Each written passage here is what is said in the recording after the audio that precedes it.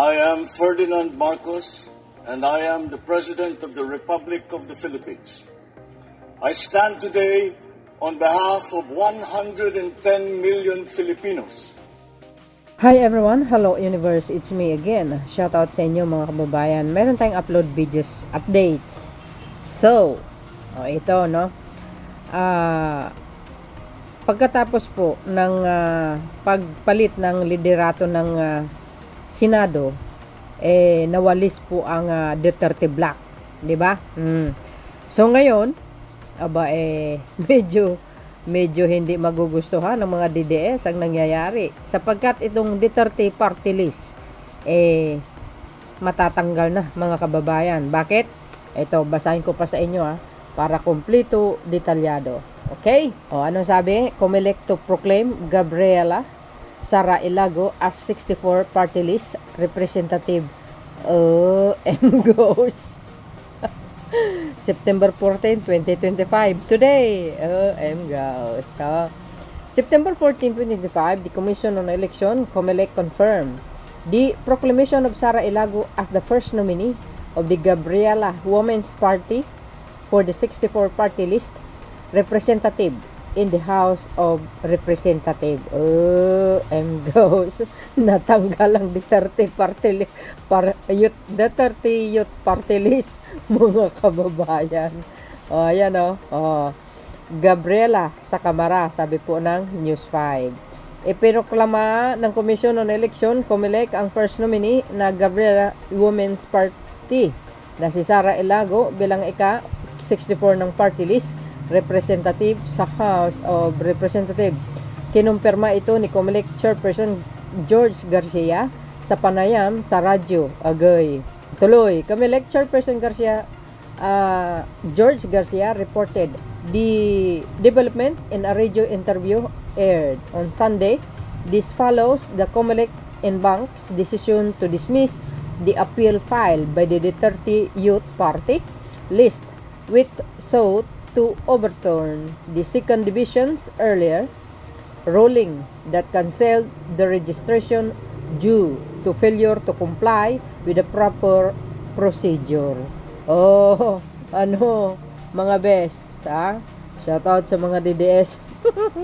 Ay nako, ayan na nga ang sinasabi natin. Pag kinakarma kayo, hahabulin kayo talaga. Well, hindi na tayo paligoy-ligoy. Basta ang importante dito, mga kababayan, natanggal ang Duterte Youth Party List. Mayroon kasi silang kinaharap na issue. Kaya, ayun, research nyo na lang. Tuloy. Ayan malinaw ang ating source. News 5, 1 hour ago. Sara Ilago is back. So po, siya ang tatayo. Iproklama ng Commission on Election. COMELEC ang women's rights group na Gabriela Party List bilang kapalit ng Duterte Youth Party List sa House of Representatives ng 20 Congress. Irerepresenta sila ni Sara Ilago, dating Kabataan Party List representative na kailang first nominee sa 2025 midterm election. Ayon kay COMELEC Chairperson George Garcia sa isang panayam sa radyo ngayong linggo, September 14, posible siyang iproklama sa susunod na linggo. Nabakanti ang 3 seats sa Kamara na para sana sa Duterte Youth at taga-suporta ni dating Pangulong Rodrigo Duterte. Hindi naman na Duterte Youth Party List yun matatanda na mga yan Matapos katigan ng COMELEC in bank ang desisyon ng second division ng full body na kanselahin ang kanilang registration. Nilabag ng grupo ito guys Nabasa na po natin yung kabuuan kanina. Ito, pangalawa. Nilabag ng grupo na kilala rin sa red tagging. Ayan, na idineklarang ng unconstitutional ng Supreme Court ang mga proseso para maging party list.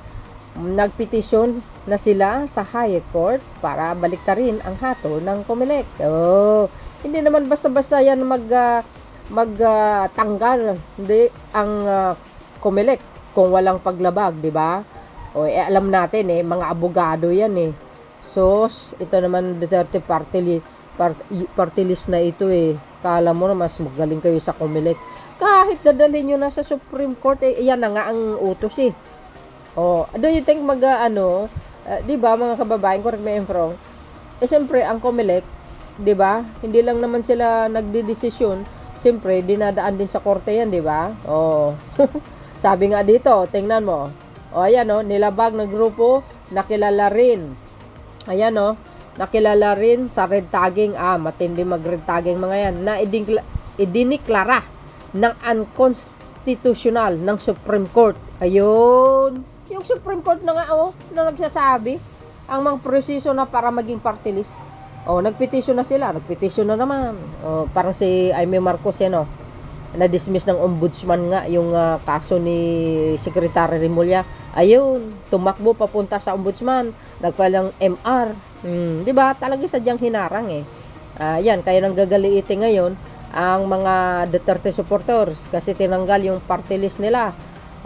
Wala tayong magagawa. Yan ang desisyon ng COMELEC. Ibig sabihin, pag nagdesisyon ng COMELEC na tanggalin, ibig sabihin may paglabag sa batas na hindi sumusunod. Ang isa sa mga nakikita ko dito, mayroong nakapinding kaso yata itong Duterte party list na ito. 2000 panahon ni Digong, pero hindi na nila inaasikaso. So ibig sabihin nakapinding. Di dagdag sa nilabag nilang batas Ayan, Gabriela nominees Sara Ilago ipoproklama bilang 64 party list representative. Ayan September 14 ito guys, sabi ng News 5. Agay. Well, another anti-Marcos papasok sa House of Representative. Diba? Alam po natin. At kilala nyo po itong mga ito. Sigurado yan. Asahan nyo. Bibira yan. Sa Marcos administration. Well, anyway. Sana yung ibang party list na lang ang nakapasok. Hindi itong mga to. Ito, mahilig to sa kalsada to mga to Sila po yung laging nagsasabi, makibaka. Diba? Buti hindi binanggit yung makikalabaw. Diba? Yan sila Natanggal yung isang anti-Marcos, pumalit anti-Marcos din. Diba? Sana pumili na lang ang COMELEC ng hindi anti-Marcos. Yung party list na talaga maasahan sana. So, yun mga best. Sa mga DDS, wala tayong magagawa. Yan ang desisyon. Diba? See you again on my next upload. Bye. And babus. God bless Philippines. Nakapag-desisyon ng COMELEC.